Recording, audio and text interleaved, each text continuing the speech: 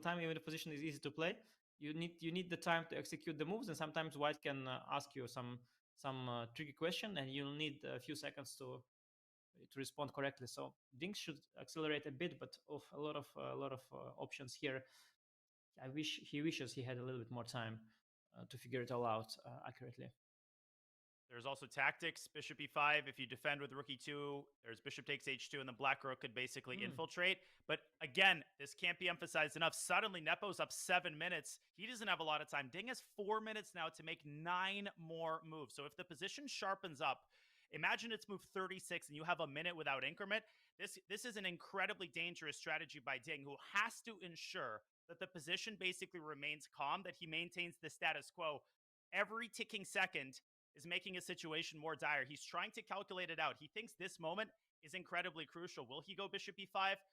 He can still make a neutral move like king g7, but Anish, your point is very well taken. White could use the h-pawn as a battering ram, and the last thing you want if you're Ding is for the g-file to open up. Now 3.5 minutes on the clock. Jesus, this is incredibly little time, and there's so many moves to make. My God, there's 8 moves, and he only left himself with 2 minutes.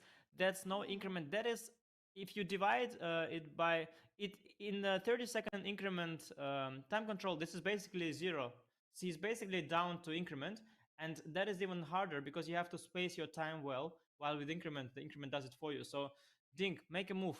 Bishop e5, whatever. Just make a move. Oh my God. It's 3 minutes. You gotta choose something. Play something. You've got 8 more moves to go. He still hasn't played. 3 minutes and 4 seconds on the clock.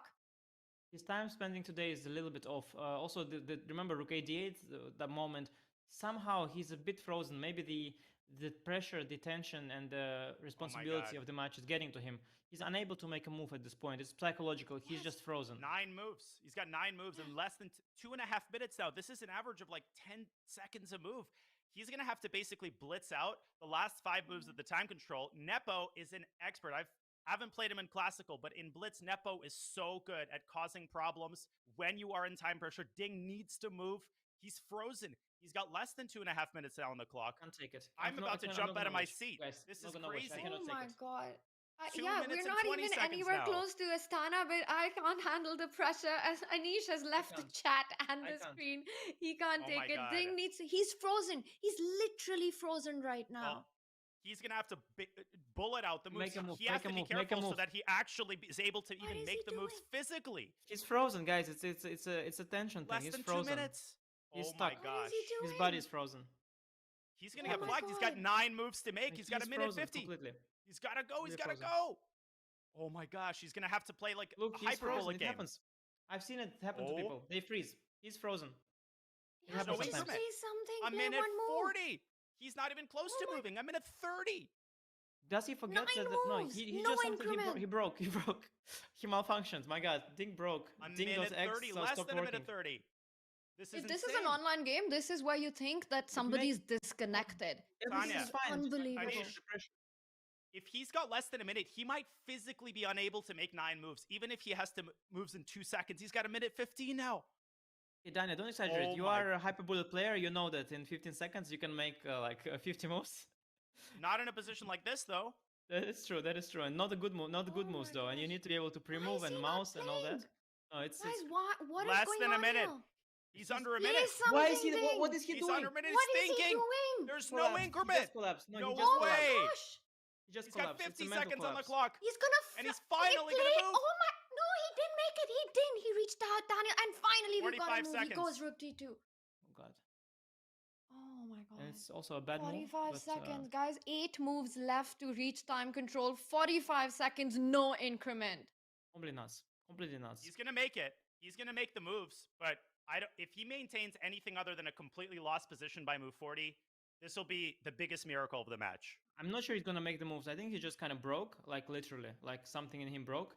And I've seen like people. I've had experiences when my opponents fell asleep. Sometimes literally. Sometimes they froze. I had blitz game with Vichy when he just froze and just forgot to make a move. And Boris Gelfand once fell asleep against me. It just happens sometimes that you just sort of space out, collapse, and you're gone. Yeah. Anish, the stakes here are just so high for Ding, and it's a kind of position where he's the one who's trying to put pressure. He has to. He has to make this happen somehow. At least reach time control. Rook d2 is the move of choice. Is Jan Nepomucci, will he start playing on Ding's clock now? Is that something that he's thinking about, or does he still need to be careful about the move that he chooses? Not go too fast, not go too rash. Will it be critical for Jan to take it slow, or will he start playing against Ding's time now, Daniel? Well, there's two things. First of all, you have to avoid a repetition or perpetual check. And don't try to flag Ding. Take your time. Take 15 seconds per move. Ding is going to play instantly here, and Ding is blundering. Rook to d3 back. Of course. Queen c5. Allowing queen takes c5. Is that just over? No, guys, this is like when sort of, because in chess is not a physical sport, so usually you don't see the collapses, but this is like what a collapse looks like. You just sort of just fall queen takes down. c5. That's a lost endgame. It's like when you're running, to go rook d1 check. He just fell down.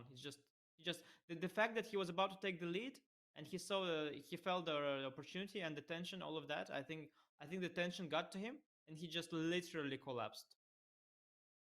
Yeah. He froze. Just pointing out that this is what a collapse in the chessboard looks like. It's irrational. He and I know him. He's a normal player. He's a sensible, rational guy. Everything is fine. But he just, in this game, everything got to him and he just broke. And it's just crazy. He just couldn't make a move, literally. He couldn't move. And then, well, now he's also collapsing because, of course, he has also no time.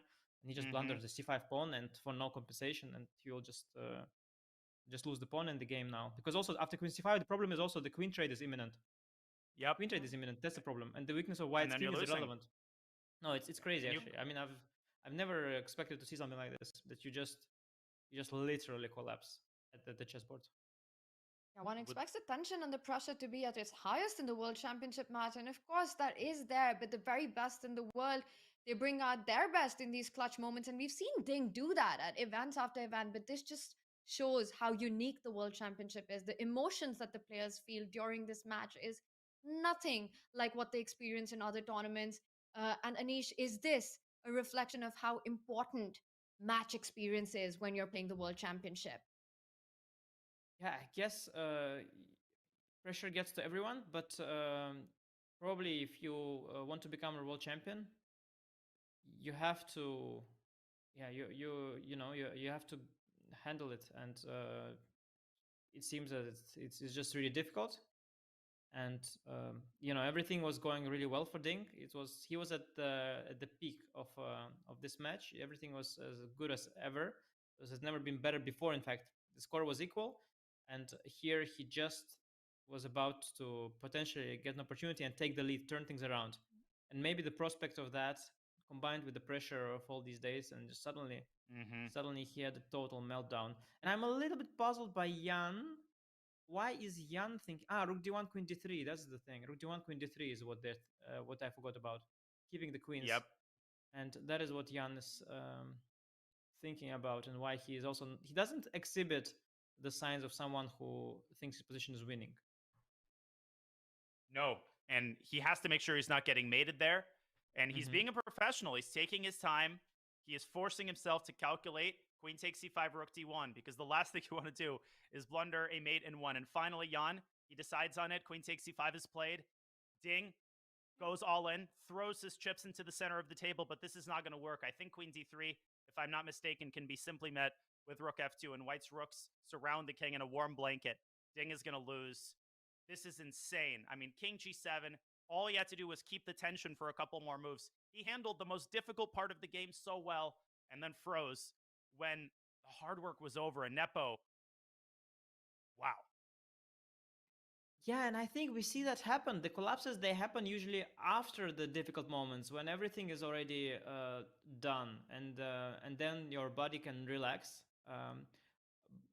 But you can't just yet. And in these moments of tension, that's also how Jan collapsed in the game he lost. But yeah, this is really incredible. And now rook f2 just is defends and attacks at the same time, and it's all over. The position was there were so many moves that were safe for black that he could make and keep the game going. He could just play king g7 after h. Also, he does not need to go h4. Just why did he even play h4? That was, I mean, why do you need to do this? You could just play king g7, a5, any move. really remarkable. It was just he just completely lost his mind and just totally frozen. Rook F2. Wow. There isn't a single check. There isn't a single idea No, it's for all black. over. He has to play bishop d8 and then rook d4, queen c8. Anything wins. That's it. Ding's not even going to make the moves. He's got Bishop G7, 4 more but moves. then, yeah. 5 more moves to Yeah. make. No, that's it. That's game. Position's completely lost. You're down in exchange. You're down a pawn. There's no attack against White's king. And Ding looked 20 like he had seconds. handled the most difficult part. And then just immediately after now, he's down to 20 seconds. They're completely lost. He finally makes the move King G7, a move that you had mentioned a while ago, Anish. Rook's But it's made Rook more of F4? a panic. Yeah, Rook rook C4 CF4 wins love on the the spot, rook. yeah. But I mean, it's wow, it's a so meltdown painful. of epic proportions. Total meltdown. Total meltdown. Rook CF4 resigns. He literally will resign. He won't even try to make move 40. Yeah. And Jan is so good at this, just keeping it super precise. He felt it. He felt that moment. He knew he was putting pressure on the clock. He knew that Ding wasn't coping with the pressure, and he made the most of it. The rooks have been doubled up. There's a problem on the f file, a big problem. The bishop's attack. The f7 pawn is falling. That's it. There's no way to fight it. This looks like game over. 6 seconds. And But Ding that's it. makes a move. Picks up the resigns. pawn, resigns.